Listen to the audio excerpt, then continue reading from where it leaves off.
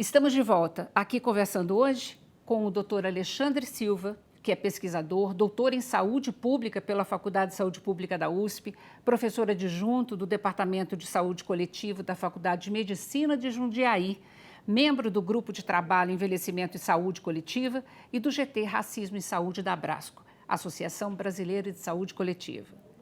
Professor Alexandre, eu queria nesse segundo bloco passar algumas dicas práticas assim para a população, para que a gente possa ajudar a combater a discriminação racial, né? Então, eu recebi muitas perguntas do tipo: puxa vida, você é racista? Não, não, não, de jeito nenhum, Lina, eu não sou racista. Meu filho tem até um amigo de cor. Quer dizer, isto já é uma manifestação de racismo, não é? De discriminação, eu diria. Uhum. É. Amigos de cor é complicado, né? Todo É, mundo tem uma cor, né? Senão exigiam pessoas transparentes, né? Mas assim, Elina, a questão é tudo passa por uma naturalização, por uma incorporação de saberes e práticas racistas.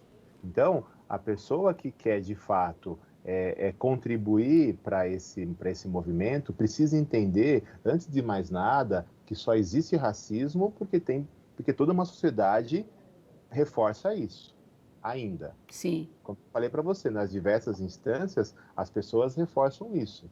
Então, por exemplo, eu vou pegar duas situações bem emblemáticas para a gente entender. Ok. A questão da Zika vírus e agora da Covid. Em termos proporcionais, se eu for olhar por grupos étnico-raciais, morre muita pessoa negra. Então, o que explica, por exemplo, para além do discurso ideológico, que isso é um outro assunto, ou até, vamos trazer para o assunto, porque no discurso ideológico de hoje, de muitas pessoas da política, existe uma questão de que racismo não existe. E aí, como você explica, por exemplo, essa omissão dos dados a partir da informação do quesito raça-cor? Como é que a gente vai entender, por exemplo, alguns recursos de controle, de diagnóstico estarem quase vencendo a validade, quando a gente observa, por exemplo, que diversos territórios, municípios que têm mais pessoas negras estão descobertos daquilo que está estragando em algumas áreas do nosso país. Você está entendendo? Claro. Então, assim, quando a gente, por exemplo, está num espaço público ou privado com mais pessoas, e lá eu percebo que alguma situação me parece estranha para aquela pessoa de pele mais escura, faça o exercício da empatia, do estar no lugar do outro. Então, esse trágico evento que aconteceu no supermercado Carrefour, Uhum. se fosse uma menina loira, uma mulher loira, se fosse uma pessoa idosa não negra, será que as pessoas iriam, de certa forma, ficar filmando? Porque, veja, nós chegamos num ponto de naturalizar as práticas racistas que as filmagens foram feitas sem quem, né, estava ali gravando, sem tremer. É isso que me espanta, sabe, Lina? Quer dizer, não foi uma coisa, eu vou filmar porque, sei lá, eu estou pensando lá na... Não, a pessoa filmou, não tremeu, gravou a cena inteira Não e rapidamente interferiu, né, não para combater interferiu. aquela violência, né? Você está entendendo? Quer Claro. dizer, se você entende, todo mundo entende o papel de um segurança de um espaço como um shopping, supermercado, nunca será de matar. Uhum. Como também não é papel da polícia também sair acusando. Então, quando a gente fala dessas práticas racistas, é justamente isso. Para quem conhece pessoas negras, infelizmente elas terão uma história de que elas são acusadas sem ter qualquer prova. Por que muitas pessoas em espaços públicos negras reclamam, falam, poxa, tem alguém me seguindo aqui. Mas quem falou que essa pessoa está sendo, ela deu alguma pista lá atrás de que ela vai cometer algum delito? Então são Uhum. práticas tão naturalizadas que a gente acha que é natural. E repete isso, e reforça isso. Você Então, sabe... Uhum. são essas práticas, sabe, assim, da empatia, né, de entender esses processos que sempre vai afetar mais as populações negras. Uhum. Esses olhares tem que ter no nosso cotidiano, entende? Por exemplo, várias pessoas me perguntaram quando eu disse que eu ia gravar contigo, Lina, mas a gente não fala por mal, né? Quando a gente usa frases do tipo: nossa, hoje eu acordei com uma nuvem negra em cima da minha cabeça, só está acontecendo coisa ruim, né? E assim, a gente sabe que a gente tem uma série de frases que a gente ouve no dia a dia, né? No entorno da gente. Então, Alexandre, aí as pessoas me perguntaram, né? Mas eu não falo por mal, tudo bem eu continuar falando? Não, tem problema sim, não tem que falar. Porque, veja, é isso que é naturalizar. Eu não Uhum, falo por mal, tá, mas também não fala por bem. E você não entende que algumas pessoas ali vão se sentir incomodadas.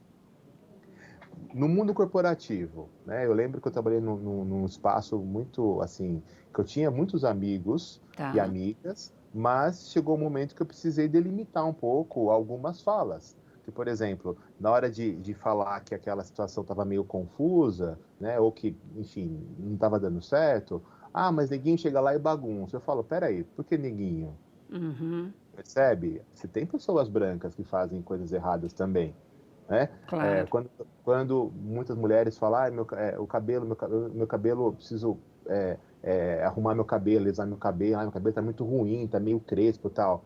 Tá, mas quem tem cabelo crespo e faz um tratamento assim, né? Com óleos, cremes e tudo mais, porque quer o cabelo crespo bem tratado.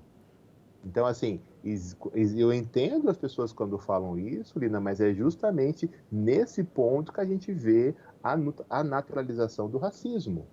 Porque eu incorporo isso e faço que isso não é normal. É a mesma coisa que a gente fala de envelhecimento, não Claro, é? Então, sim, você que gosta de envelhecimento, eu sei, assim como eu, uma pessoa fala assim, nossa, fulano tá bem, né? Nem parece a idade que tem. Pra gente é uma ofensa. Fala assim, por que lógico. não parece a idade que tem? Porque envelhecer é bom.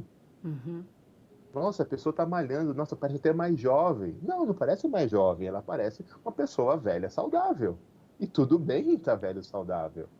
Então, são essas naturalizações do racismo, do idadismo contra a pessoa idosa, desculpa, é que a gente tem que começar a olhar e falar, peraí, deixa eu mudar. Porque, por exemplo, fazendo uma analogia com a questão do envelhecimento, é a gente perceber o quanto muitas pessoas idosas são preteridas em diversos espaços.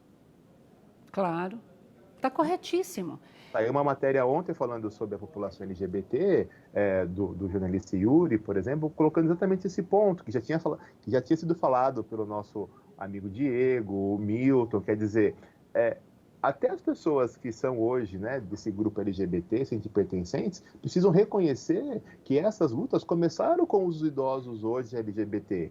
Então não dá para ter, por exemplo, uma discriminação dentro do próprio segmento, como eles falam. Uhum, claro. Ou seja, nós estamos falando de minorias, né? Ou não? Então, não é interessante falar de termos de minorias, porque falar de minorias é a partir de um lugar de poder político e econômico. E quando a gente está querendo enaltecer, significar ou ressignificar, é importante entender que esses grupos que não têm um acesso ao poder político e econômico são maioria em muitas outras áreas. Então, população negra é o maior grupo social do Brasil, De se fato? pegar o indicador quesito raça-cor. Sim. As mulheres são mais se comparado à questão de sexo.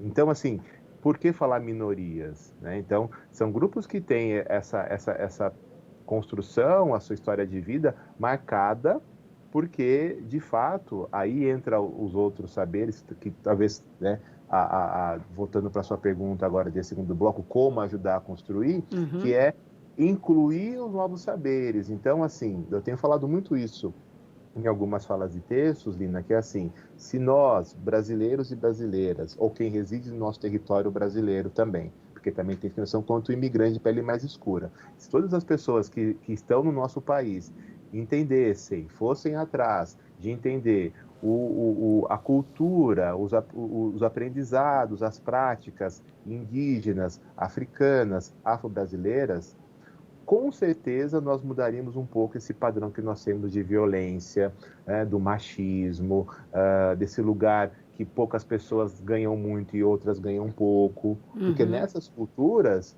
você valoriza muito a mulher, você valoriza muito o coletivo, e você sabe que não dá, porque um dos grandes problemas que o Brasil enfrenta hoje, e muitos outros países, como o Brasil, nessa construção, né, socioeconômica, é porque tem desigualdade. A Claro. desigualdade é muito grande, a desigualdade é um grande problema para o nosso país.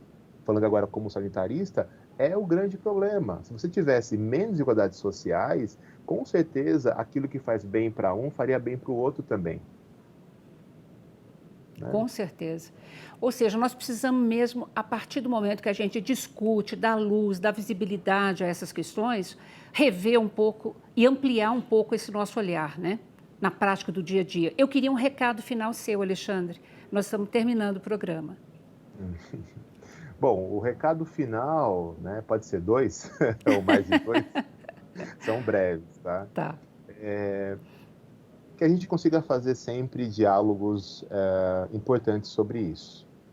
Então, a gente poderia até ter falado mais sobre o envelhecimento da população negra, mas talvez a gente precisa falar ainda sobre essa questão que estrutura bem a nossa sociedade.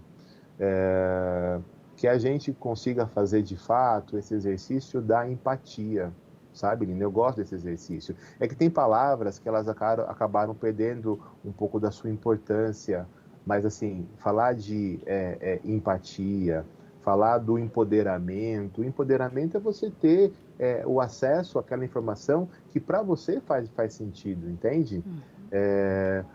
Se você pudesse também começar a entender como eu posso ter as práticas antirracistas, também é interessante, né? Então, esse discurso, por exemplo, ok, eu tenho até um amigo negro, mas espera aí, onde você está?